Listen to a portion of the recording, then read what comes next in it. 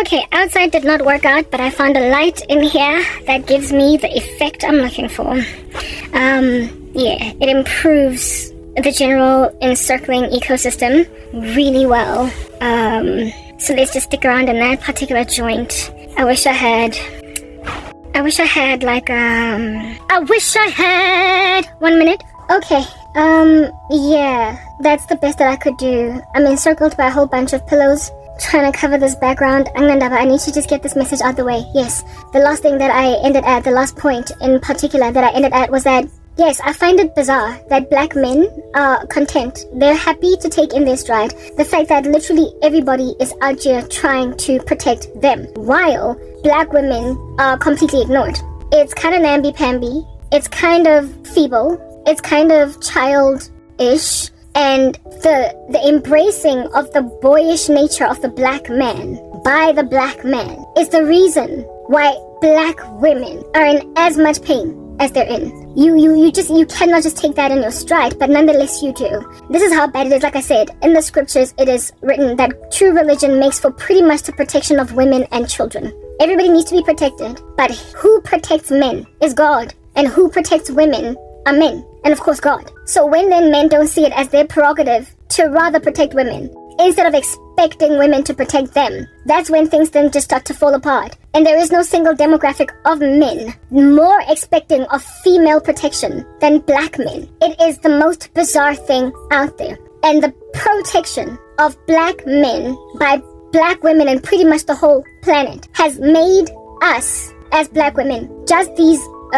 dregs recipients, like bottom of the barrel recipients of the last scraps of what the whole world has to offer. And it is literally manufacturing an angry black woman syndrome, with some of these black women being in the path of least resistance, thinking that they just need to take this in their stride, and otherwise they're going to have a very hard life. So when black women are protecting black men, and there's only a small percentage that are trying to stand on their biblical needs as women, it means that there's nowhere for us to look. When I started to other than God, when I started to speak Lana, I spoke about how in my own heart, very personally, there is a homicidal bone, as in a murderous bone, towards not so much black men in totality, but a certain grain of them. They've been manufactured. I then highlighted earlier when I was on the street walking that why in the world am I losing my train of thought? I need to find my bearings. I need to find my bearings. My bearings. I spoke about how it is that, yes, not even when I was on the street, like a lot earlier, even before then, I spoke about pet peeves. I said that everybody has their thing. Everybody has their pet peeve thing. Everybody has their I won't take it or I will take it thing. There are certain things that when certain people do them, you know what it is that causes you to just write them off altogether. And I spoke about how my pet peeve are licentious, insistent, persistent, pesky men who don't take no for an answer. Do you want to know why some black men don't take no for an answer? It's because not only does the world protect them, but other black women, you protect them. It is a form of conditioning, a form of social conditioning, a form of training called positive reinforcement. It is the reason why they're so besotted with women that act like mother towards them. They are rewarded in spite of bad behavior by omission, right? So instead of rewarding a person for bad behavior, when you reward them for just merely being, when there is no system of rewards and punishment, when it's just, you win no matter what. All you do is win no matter what, like that song. When you win no matter what, you will expect to win no matter what. When you win no matter what, you will expect to win no matter what. Even where it is that you have hit a dead break, you have hit a T-junction. Even where a person has said no, you will keep singing, all I do is win no matter what. Until you're so abusive that frankly, your death is now the necessary evil that needs to happen for everybody to be rid of the menace that you are.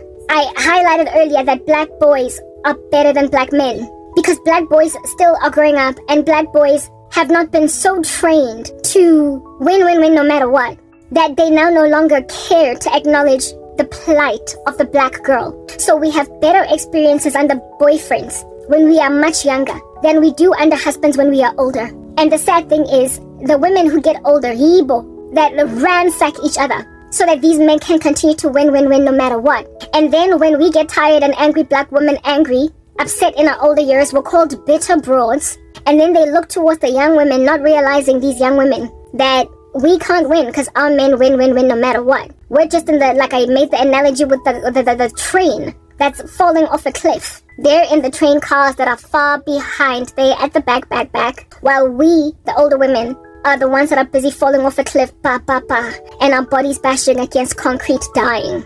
Alright, yeah, inevitably it's gonna catch up. So the men who are complacently observing the winning men, so the men who win no matter what, who just take what they want, the ones who sit back and do nothing, you're the ones that are being given a bad rap and a horrific reputation as black men. The fact that you are complacent and are doing nothing, and every so often when you're dealing with a bit abroad, like an older black woman that is upset and angry, when you just tell yourself, Karabo, Pinky, who is 25, yeah, cool, Pinky will be less daunting to you, but the problem is that you're being destroyed in totality as black men in how it is that people view you, because over time, there is going to be a belief that there is no recovering for you. There's going to end up being a general sentiment that I'm not going to win here. As a woman, it's just not going to give. Like, eventually there's going to be a mass migration from you, black men, is what I'm getting at. Because when you are so stubborn and stuck in your ways that you cannot even correct the ills that are destroying your communities, because it's just easier to go and settle for a younger woman. Eventually, with society diversifying the way that it is right now, women will actively make a decision that never again am I going to date a black guy. You don't understand. Like, it's bad for you in the end. People are just going to get to a place where they are like, everybody has their own issues, but the issue in the black community that I am traumatized by, it's too much. I can't take it. It's a pet peeve. It is that which I have no concessions concerning. Angina leg room nana. I'm not going to take in even an iota of it. La, I am not settling. This is not something that I don't just recover from it.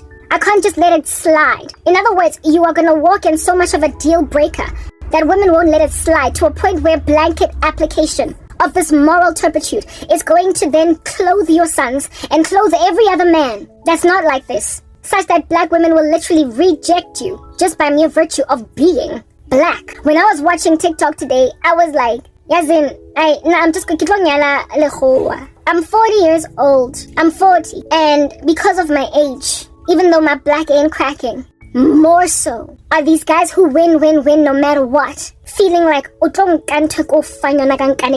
take what I give you, and I'm not being protected by women, and neither are women standing for this wrong thing against it, sorry. Instead, they keep on supporting the agenda of these men. Not only that, you protect them. Men don't need our protection. We need theirs. And in the black community, you keep on spoon feeding, as like pop-up, spoon feeding, baby bottle feeding, whole grown men to feel like all they do is win no matter what. The fact that we go to war with each other as women whenever there are indiscretions performed by men against all of us is problematic. They are so entitled to protection that, like I said, in America, there's like a whole Black Lives Matter movement or a protect black people movement that, however, is strangely, secretly nuanced in it, rather just the protection of black men and not so much black women.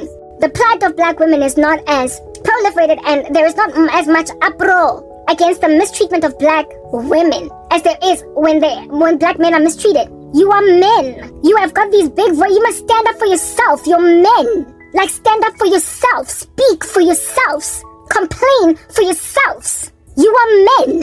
For you to expect women to go to war rioting, getting their hands dirty for you, while you cannot fulfill basic biblical responsibilities to take care of women and children, is the reason why you are so underestimated globally, on the left and on the right, by every other race on earth. You expect women to have your backs in a way that you have not any of theirs. And this here activity, because you keep on succeeding so much in it, because you just get what you want even though you haven't earned anything, you are like the worst case even of positive reinforcement of unsavory behavior, because it's your behavior you're not being rewarded for evil behavior. You're being rewarded for any behavior at all. It's like there is nothing that can ever go wrong.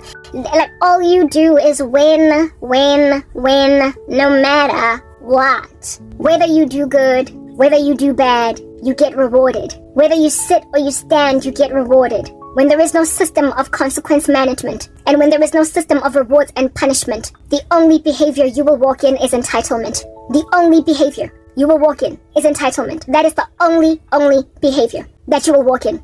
Feel as if though there's nothing that I can do wrong, so I will do whatever. And sadly, there are some black women in these streets that thoroughly believe that too. There are some people in these streets that wag their heads from outside of our race that nonetheless can do nothing. Because if their women aren't complaining, what is in it for us to support them anyway?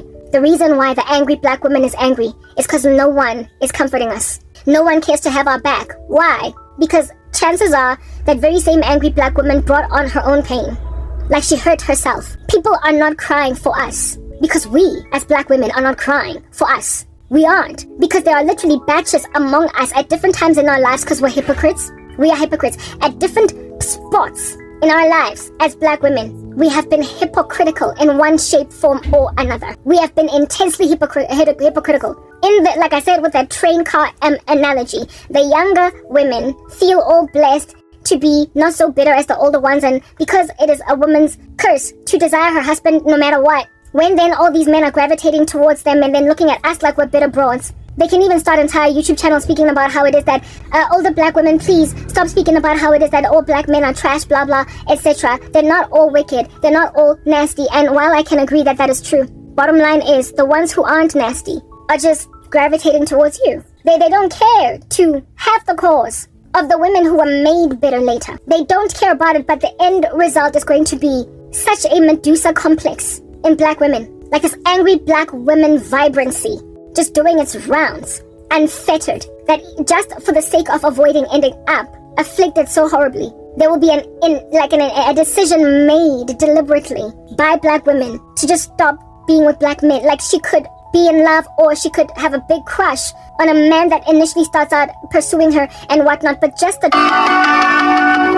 trauma that she has endured historically of a dude starting out alright and then going crazy awry later on, it's going to make it be like, okay, fine, Tepiso, you're cute and you're charming, you're smart, you're intelligent, and you seem like a total gentleman. But my experiences with men with your skin color is that somewhere along the way, after 5 months, after 6 months, after a year or two, Lomuntu not only is he gonna jigela me, but when I'm crying, he won't care. And then he will bring inyatsi, umakwapeni or something, and the two of them will have no respect for Indaba yokuthi bangizusubhlungu. He will not care that I've borne him children. He will not care that I have what is this? I helped him on the come up. Sofa slahlane, raro die. I was behind him. I was the wind beneath his wings. Nobody is even trying to pay attention to the fact that a woman was the support structure of a man in the beginning. Because there's like just a lack of appreciation. Like, what is this thing? Danki yamutomunsu, danki. We even have a term for it. It's called danki yamutomunsu. Danki means thank you. Mutomunsu is black person. And the thank you of a black person.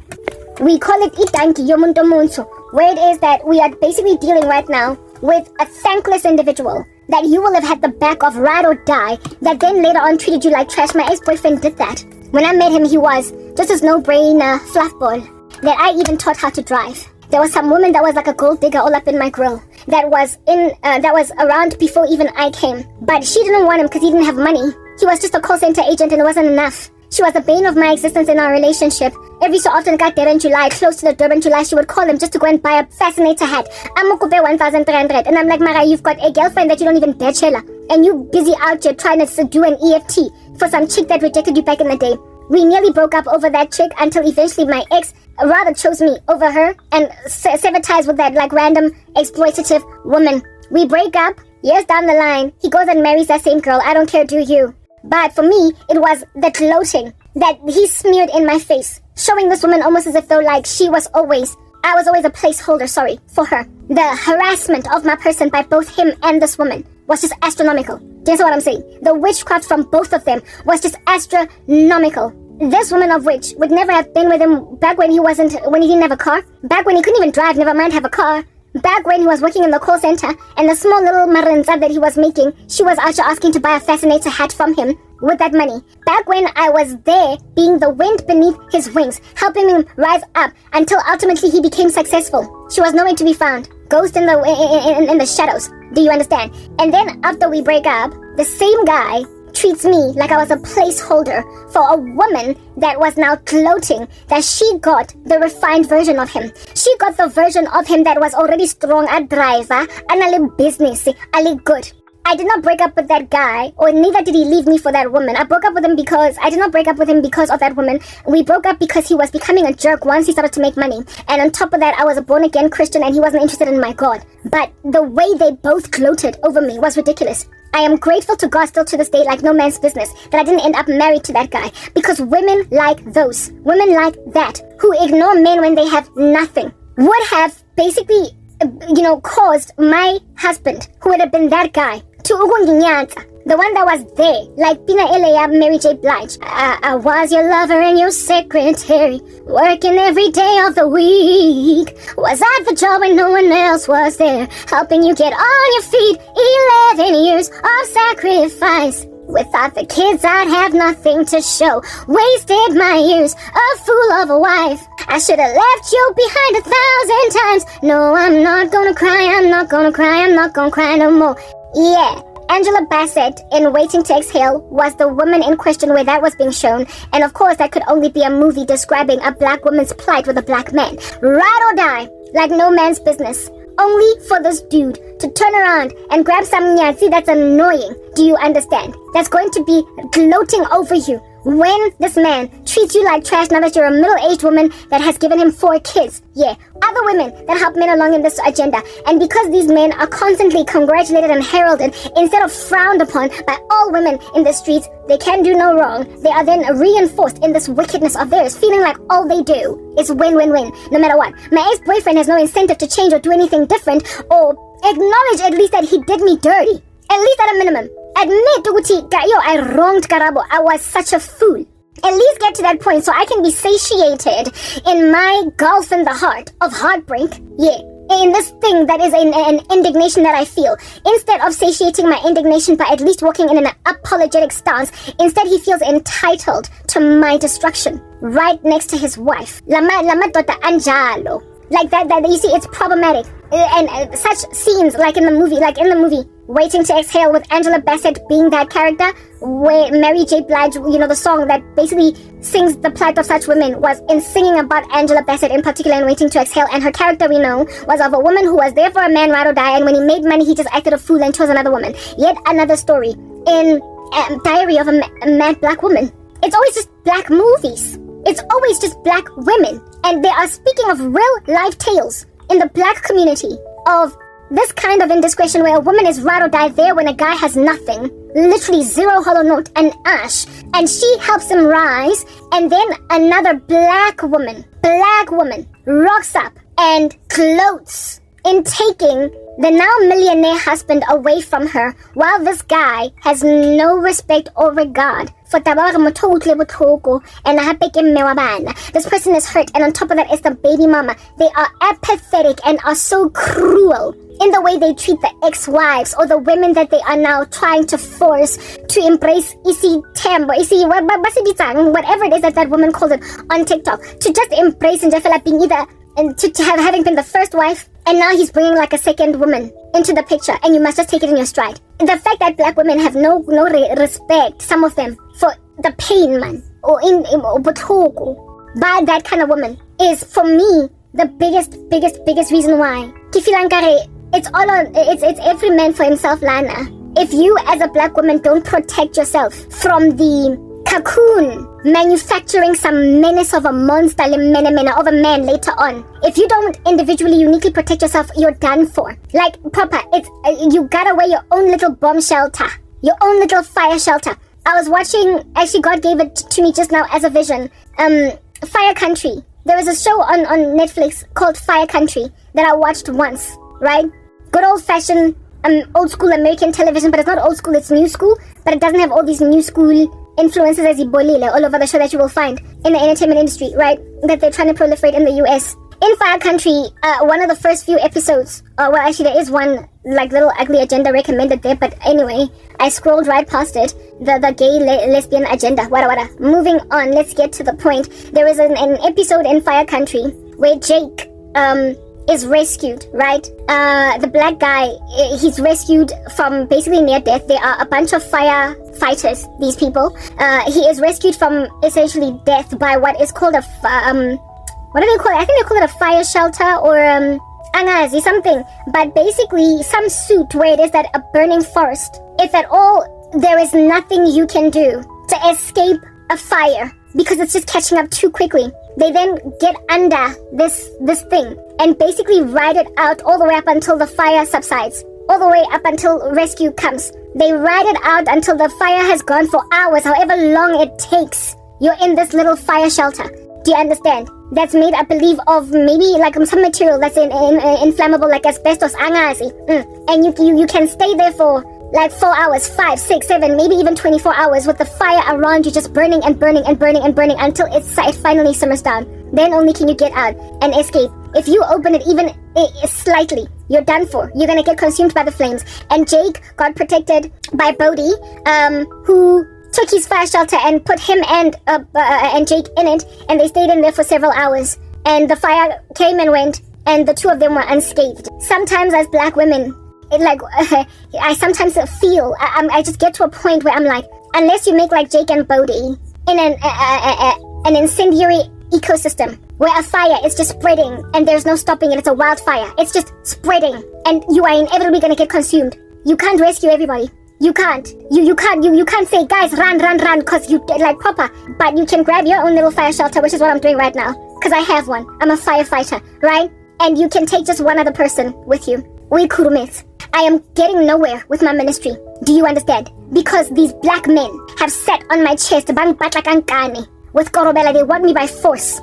Because all they do is win, no matter what. And black women don't have each other's backs, but I care enough for our women, and I also care enough even about some of these men, these black men, to try and reach whoever might listen to me for sense among them, telling them Muti, there is an inferno spreading in the black community and it's gonna eat everybody whole. When we were first crying out on a mountaintop saying that there is a fire impending, people did not evacuate. Just like that song, Ya Asha, I like to sing it. There is fire on the mountain, and nobody seems to be on the run. Oh, there is fire on the mountaintop, and no one is running. Yeah, I've been singing on a mountaintop for a whole decade, saying there's a fire, when there was enough time for people to evacuate with leisure. As in, pack all your bags and move all your furniture. The way the fire was so far away.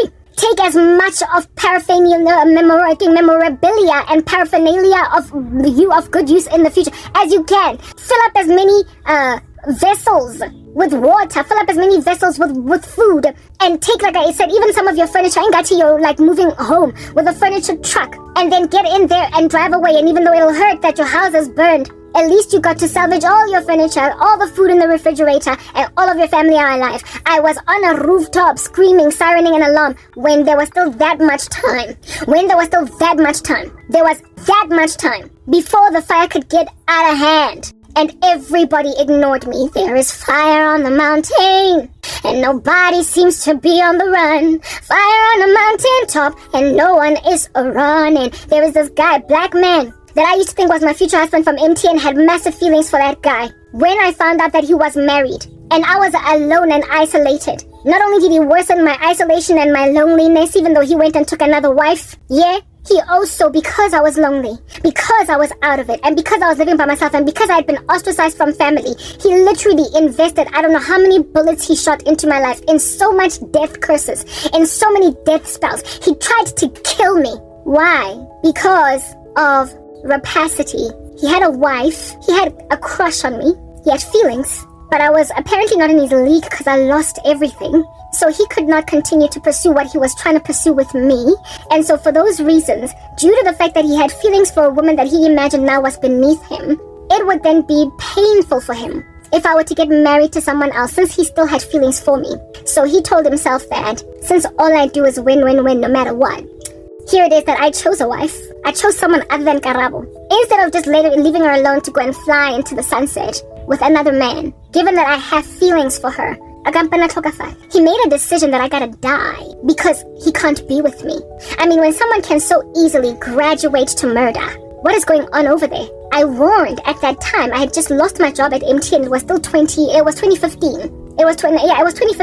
I found out only a year later that this guy got married. So they say 2016 because he married in December. So it was like 2016. I lost my job in 2014. A year afterwards, I find out that he is married. I mourn, okay? I cry because it is what it is. Move on. And then he decides, after I find out, that for no other reason than the fact that he still has feelings for me. For no other reason than the fact that he still has a crush on me. I had to die. No other reason. So he didn't want to share me with anybody else. How many of y'all, show of hands, really, out here in these streets, have had feelings for 2 or 3 people all at the same time?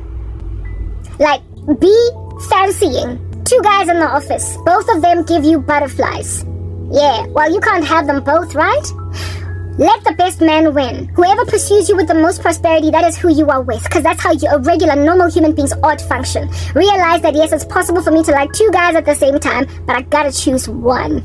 When, however, a person develops such a menacing psychosis that they will say that I like 2 guys, and if I can't have them both, one must die that I am not with. So I don't ever have to watch them be with another person. On that day, you are a psychopath.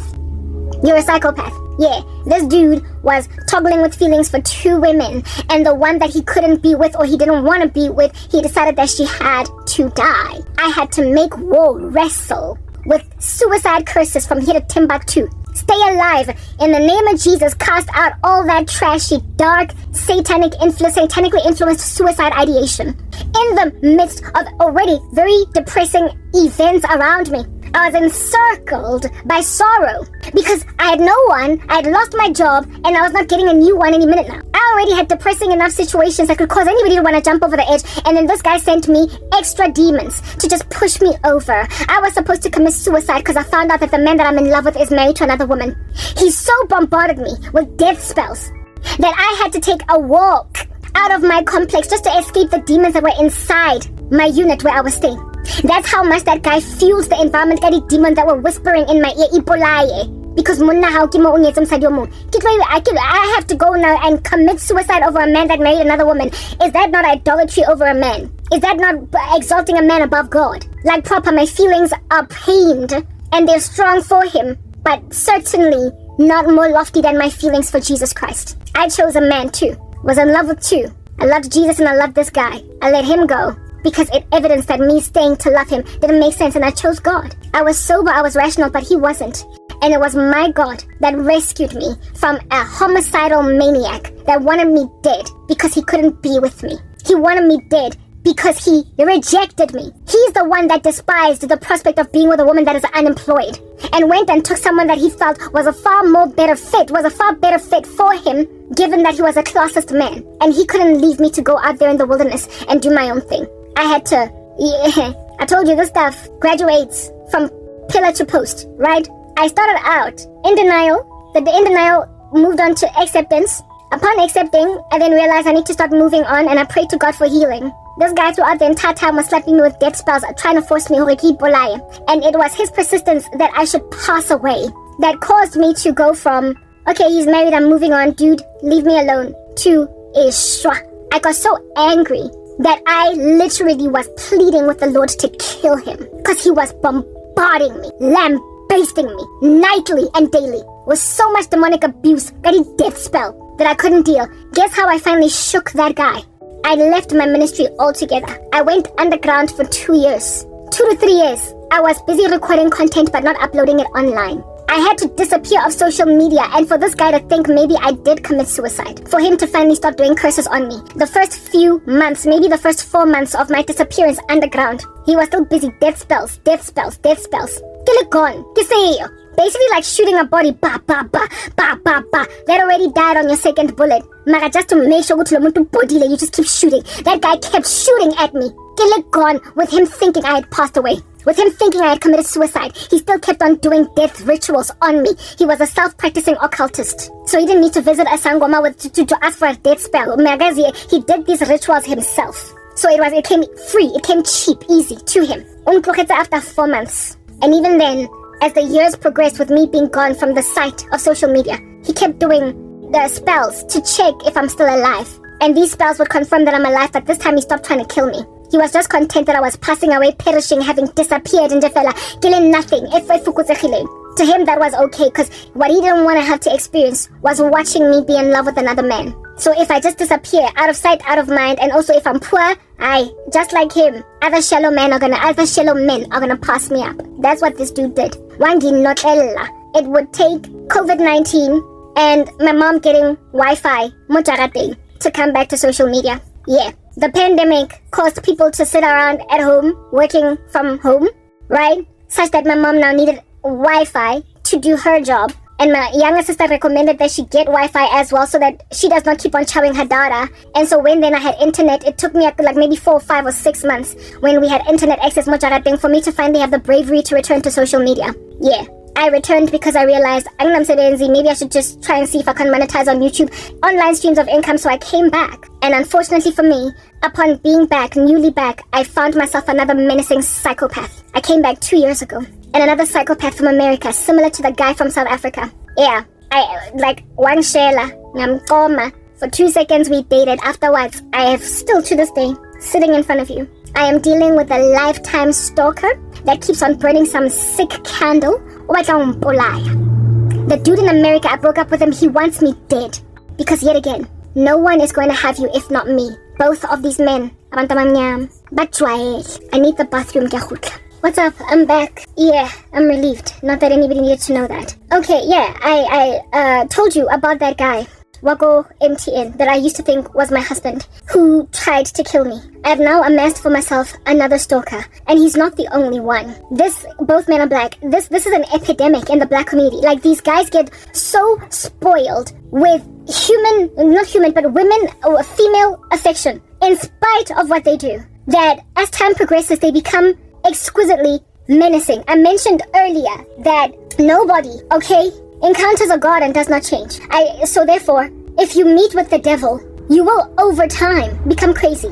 Spoke about how young black boys are not as menacing towards women as older black men. And the reason why this is the case is because there is a devil in the black community. There is a God, there are gods, the gods of the blacks, the gods of black people, the gods of Africans.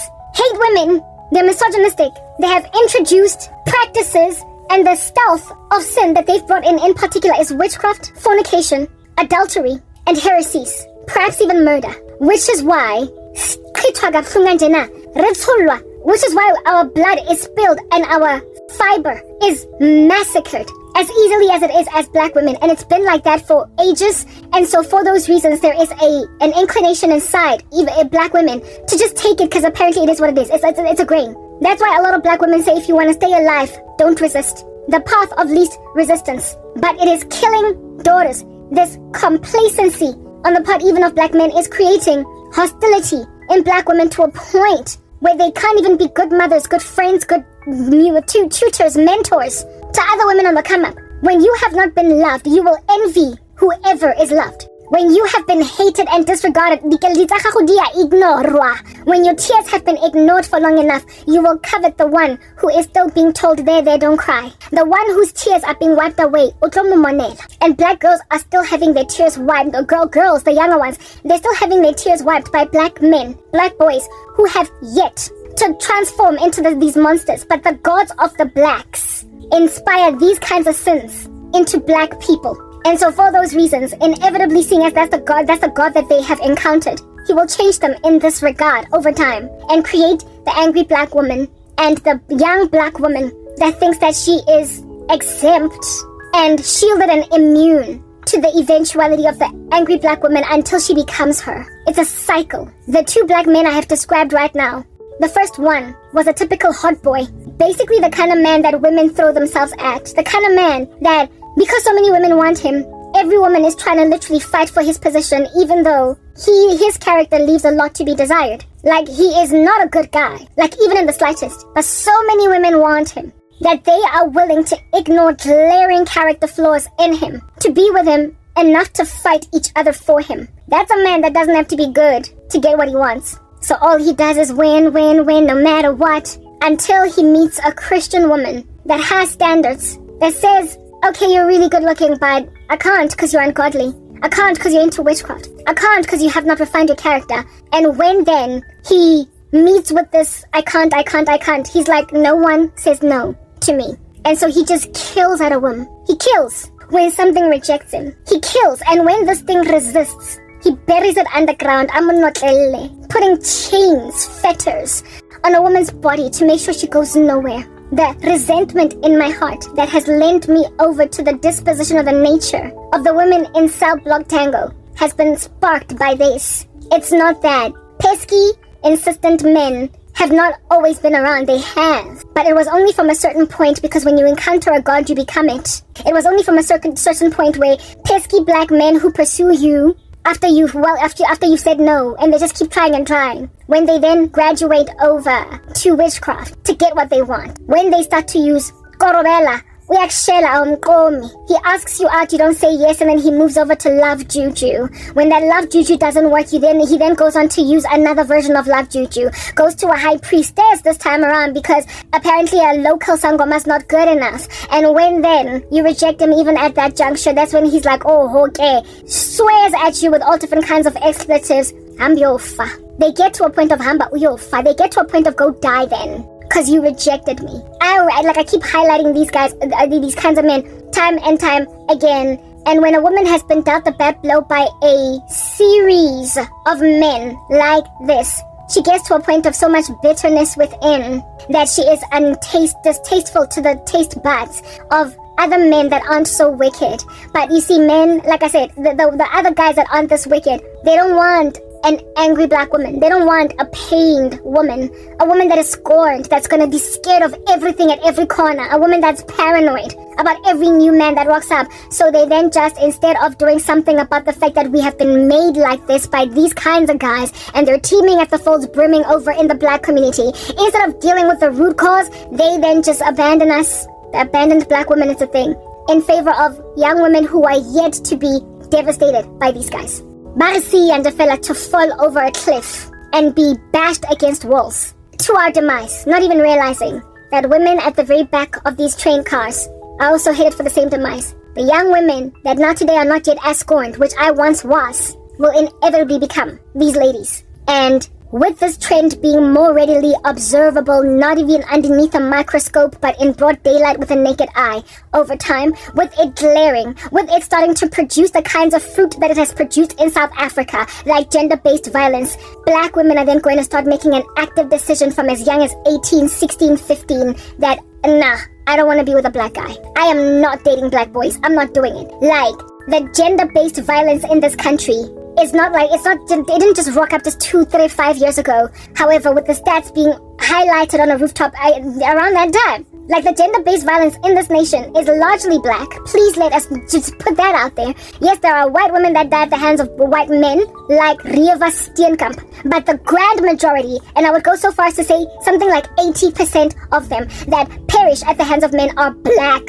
The majority of women that die at the hands of men are black. Like I said, you know, with white supremacy, I used the example with racism earlier, how it is that, yeah, it can be triggering and it can cause you to avoid all white people, but in my particular life, it's not triggering racism, even though I have experienced it, because I have not back to back in increasing measure with a frequency that is exponential, inclining up that kind of a steep curve, just perpetually recurring. It has not been a bane of my existence, a thorn in my flesh for all my life. It's been sparsely scattered, found few and far between. Incidents negligible, not worthy of writing a whole thick textbook over. So therefore I am not guarded around white people. I don't find them freaky. Why? Because that's just the way that humanity is. You win some, you lose some. Just because you have endured road rage from 3 people across a year, from 3 people across 2 years, does not mean now you're going to be scared to drive.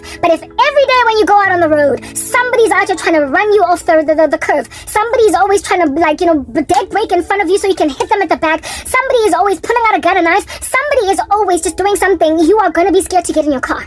You are going to choose rather to use a taxi, a bus, if you endure road rage every day.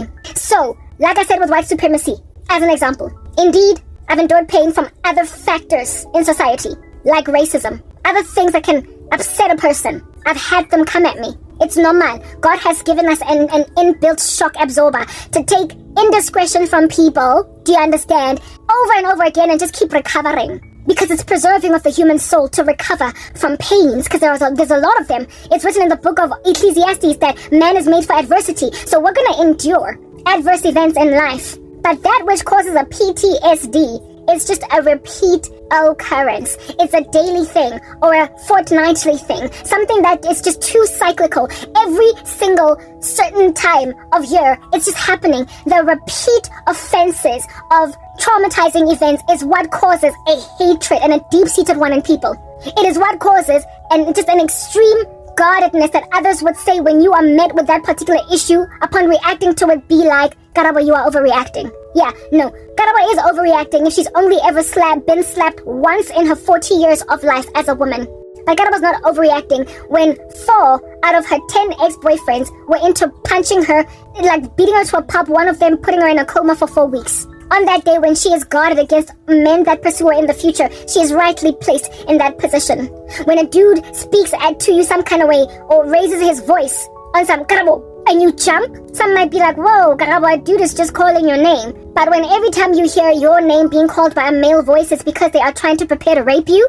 Yeah, well, on that day, you're gonna jump at every Karabo that comes from a male. And well, for me, racism is not my main trigger because it's happened, but I mean really, what hasn't? Road rage has happened. What hasn't? I've been lied to. What's happened? I've been cheated on. What's happened? Etc. But like the thing that has just happened on a loop, over and over and over and over again, to a point where I feel like I got shwa. It's gender-based violence. It's insistent, pesky men who want to kill you when you don't want to be with them. And when I returned to social media, yeah, it's just reared its ugly head again in the form of this nasty from America and many others afterwards. As I grew in subscriber numbers, as I grew in how many people are watching my videos, I then amassed for myself like Velcro, more of them. They stuck to me like blackjacks on wool, even though I didn't want them. They insisted that I'm going to take them no matter what. A whole bunch of black men, a plethora of them, literally standing outside of the life of one woman, vying for her, to a point of where it is that now today,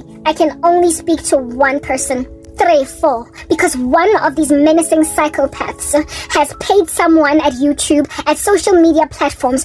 He is so powerful that he has said, Karabo, you will go nowhere until you take me. Yeah, the guy from America is a no-brainer deadbeat that cannot afford to pay the kind of premium that would be required to block me like this on social media, so he's not responsible. It's another one of these menaces. And it's a black man. It's a black man. I have endured my fair share of nonsense from all men across different races, with different nuances that they wear. I've only ever been with black men, however, but never in my life have I ever been so horrifically treated by men because I don't want to be with them. When I was in grade 8, there were these 3 Indian boys in my class that kept on sending me these stupid, ugly, licentious letters, talking about how they like my lips, they think my cheeks are pretty. Meet me at the flagpole so we can smooch, so we can French kiss, and I found them so perverted. I never, however, looked at Indian men like these perverted, raunchy, disgusting nasties that are just irrecoverable from any level of sense going forward, because there were 3 isolated events in these little hormonal teenage boys who thought that they could just do that with some black girl in the class. I never looked at Indian men like perverts afterwards because of those isolated events, because it never happened again, literally. It never happened, well, except for the one time I went to Durban. Yeah, they can be gangster there, but I don't live in Durban. I live in Johannesburg. So largely, the Indian dudes out here in these streets, but normal. But I had some 3 perverts in my class in grade 8 in Sir John Adamson that kept on sending me sexy letters that I found disgusting. But I didn't write all Indians off because of that. Because like I said, isolated incidents. But when it keeps happening in grade 8, if it kept happening in grade 8, and then again grade 9, and then in grade 10, then maybe get accosted in a corner and stroked with one climbing up my skirt as I'm walking, and then in grade 11, yet another one out to tell me they want to lick my face. Then in matric, have one corner me and try to rape me, and then in first year varsity, have one, yeah, if it had happened like that, then I would out to come on social media on some basically look out for Indian men, they're gross. But instead, I'm like, I had some 3 little gross Indian boys give me grief when I was in grade 8.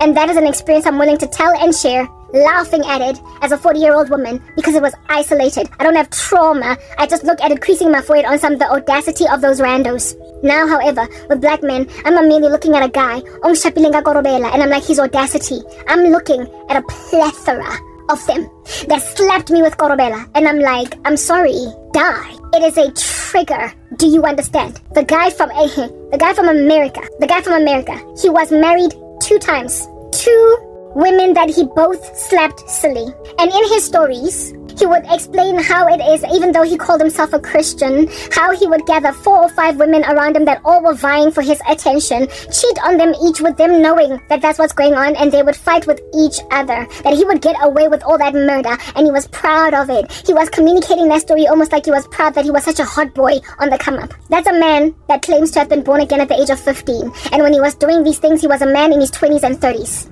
And then he wanted to rock up and marry me.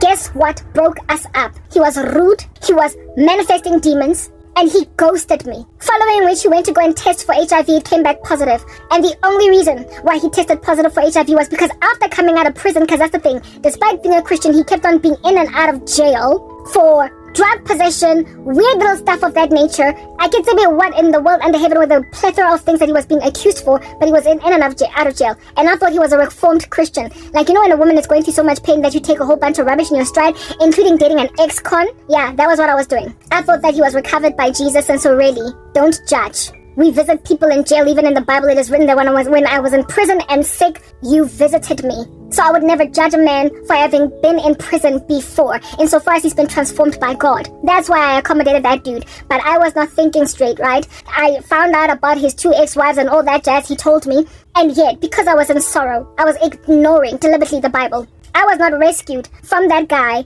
or because of my own recognition that, don't be here. He was rude. He was the one that manifested rude. He was rude. And he tested positive for HIV because after coming out of prison, despite the fact that he called himself a Christian, he still could not stop just having sex with any random lady that's actually offering it to him.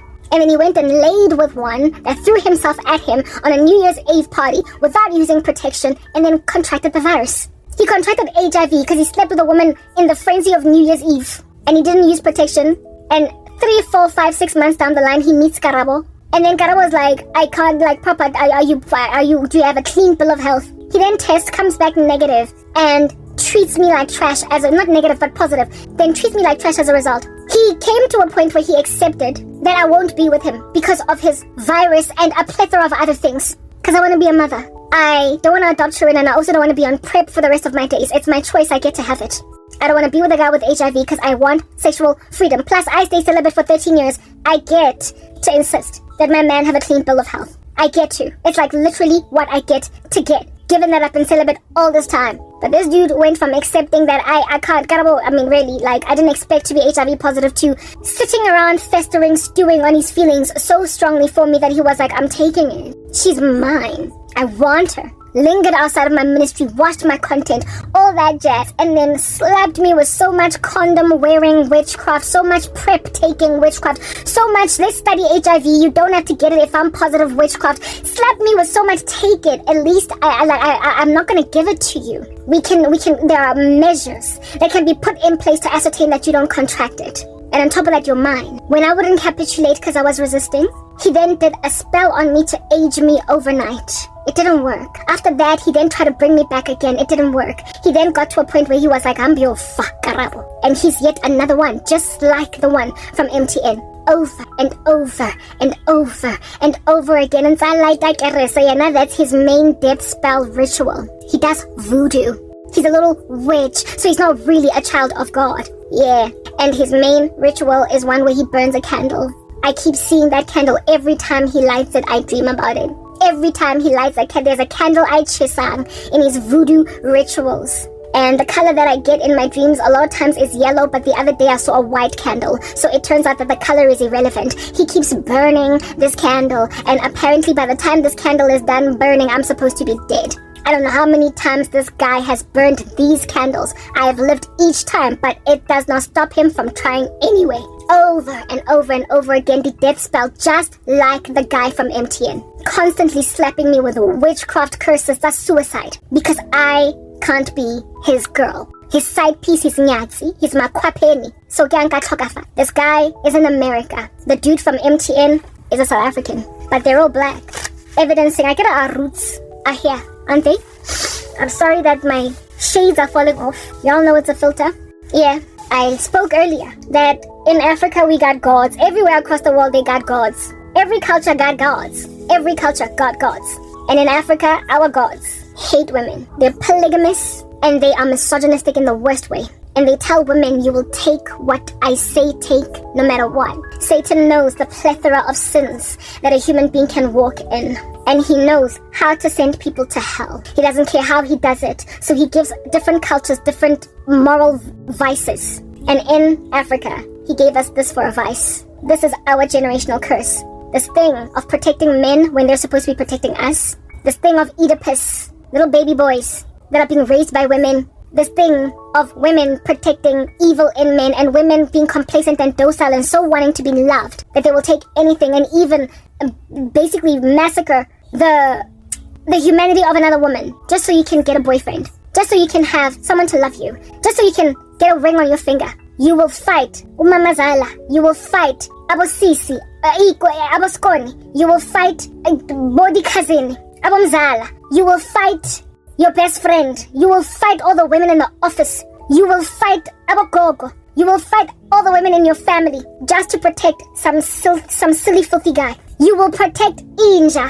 The level of protection that black men get from women and also other men it's ridiculous. Like I said, all they do is win, win, win, no matter what. And until there's nothing they can do wrong. To a point where women will fight each other for this little buffoon. Let Dombolo. You will fight for it. You will fight all of Lompagati to protect it Dombolo in virtue. Virtue. Even they have no incentive to do better. It is a form of operant conditioning, positive reinforcement of bad behavior. But instead of it being behavior, sometimes it's just omission to act, omission to protect, omission to serve, to care, omission to be a man is still rewarded in the black community, so they don't feel a need to actually develop beyond that place. That's why so many black men get shocked when their boys kill women. They don't see it coming, but like it was brewing and stewing for a while. Because in Dota that is that entitled, ozo sevwa or protectiwa, even when they are totally wrong. Okay, my ex-boyfriend is an example of that nature. Not only did that random gaslighting buffoon bewitched the living daylights out of my life, but when we were dating he used to steal money from me. He was into drugs. He did all different kinds of things. When I came into his life, it was agreed by generally all the women in his life when things were good, when I was still approving of him. They all came into concert agreement that I was good for him because, oh, look at our son, he's becoming so much better.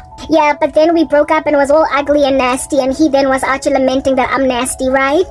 Despite the fact that I'm the woman that shaped him up from what under heaven was a menacing little pipsqueak that he was. Despite all the work that I put in, including my own family members, they stood with a man who I had a dossier of evidence against. They stood with him at my mercy, at my expense. Even my members of my own family, my male friends, I spoke about that in one of my other videos, also were like, no, Karabo, take him back. I'm like, dude, did you listen to my stories as I'm busy testifying in this proverbial court, and you want me to get back together with him? For real, you're my friend and not his. Why you stand with him? My mom, and my mom was like, no, what is going on? His family members knowing very well what I meant for this man took his side, and what's worse, because I was such a good influence for him, his female family members, before things got to a point where it was clear Karabo was not coming back, bewitched me to take him back. One of his female cousins and his mom who get her back together. A man that I had to leave because nahlanya azangwa vikelwa kakhulu nawe. Protect, but he got so protected by women around him, and of course guys always had each other's backs, such that I was out here by myself singing like a canary on a rooftop saying, this here is problematic and abusive towards me. The same guy, look at me, I'm 40 years old. Ever since we broke up, I haven't been with anybody, at least not reliably or reasonably or meaningfully. He's the last relationship that I was in that made any sense at all. Now, I can't catch a break. I've never been married. It's clear that he literally wiped the streets in front of me of all human comfort. It's clear that he did something. God, by the way, I saw protect on Kona and Namhlanje.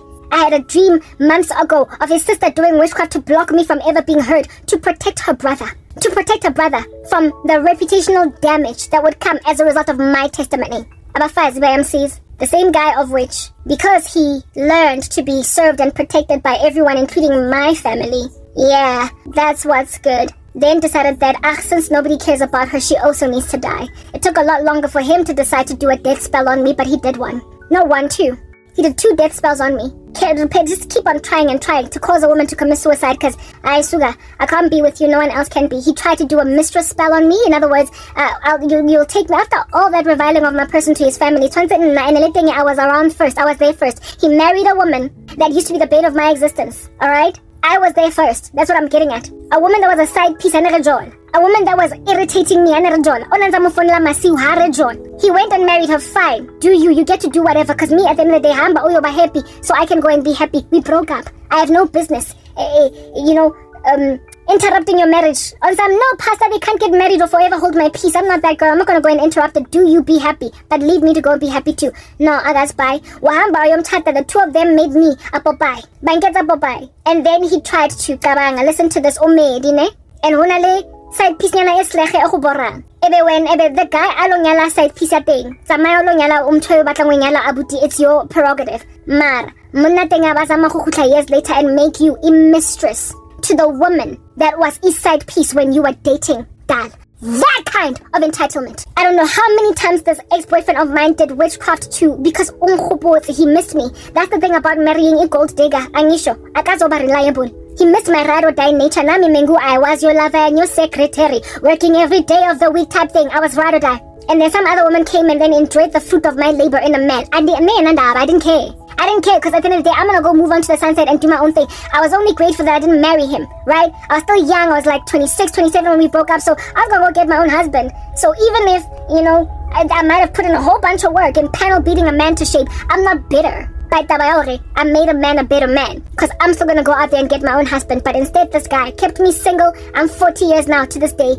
Me and I, anything, no children, no husband. And then all throughout this time that I've been single, because he made me notice of the fact that on me, or at least he thinks he I'm gonna get to a conclusion speaking about how it is that God, this was all planned by him. He then was like, anyway, so I miss her. And even though even though I spoke smack about her to the people from my family, I want her as my mistress. My ex literally did spells to try and make me his mistress. And the person that I would have been an irritant of a mistress to is the woman onang borane rjola. Onantsa fodela monna ka bosiu re robetse. That was who I was now going to be the bane of the existence of. So basically tables turning. She's the wife and I'm the irritating, home-wrecking, random, gargantuan, nasty over no-brainer, filthy side piece. That's what was attempted. I mean, when a man tries to achieve that, guys, where's alangmo? What's going on? These are people who all they do is win, win, win no matter what. Karabo, you win. Because the mom is still going to call you mkwanyana. Go and steal Karabo's money. You still win because the mom is still going to call you son-in-law.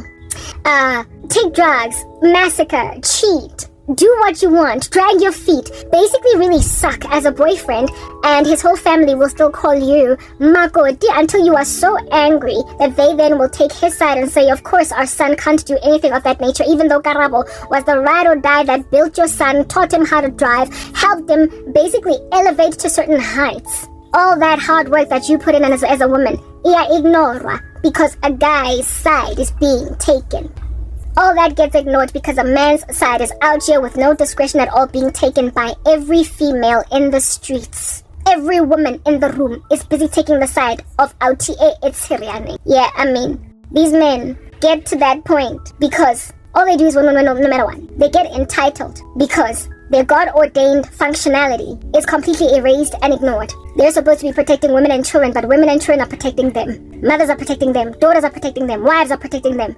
Police, everything is, and not police, sorry, what I wanted to say is anything that can protect the black man is protecting the black man. Black Lives Matter is protecting black men, but not black women. It's just all about black men. So, I mean, really, when are they ever going to see an incentive or a need to actually build character? Real character, that they might earn a good thing, a good wife, that they might earn umfazi osithobile oikokobelitseng, mosadi o leng submissive. Another batlo mo enaneng when they feel entitled to her. And if then these men have felt entitled across a decade, 2 decades, 3, and then they meet a woman that's like, yeah, that's when they start to plapa then. That's when they start to hobulaya. That's when they start to bring out umamlambo wambo and do a satanic ritual to block umfazi on all sides, preventing them from working ever again, preventing them from monetizing a YouTube channel. That's when they start to pay people at YouTube to freeze a channel so it can't grow. Therefore, this here fire blanket that I have over my body is to try and snatch 1 or 2 of these mamlambo carrying men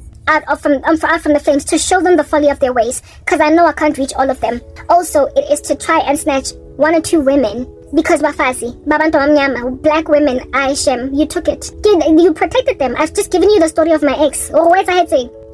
Today I'm innocent and I'm still a good woman, and yet this guy has gotten away with all this murder, having been protected by everybody. The woman that he married, why am I saying asa complaining? Like, she will, in and of herself, she has a vested interest in standing with my cause.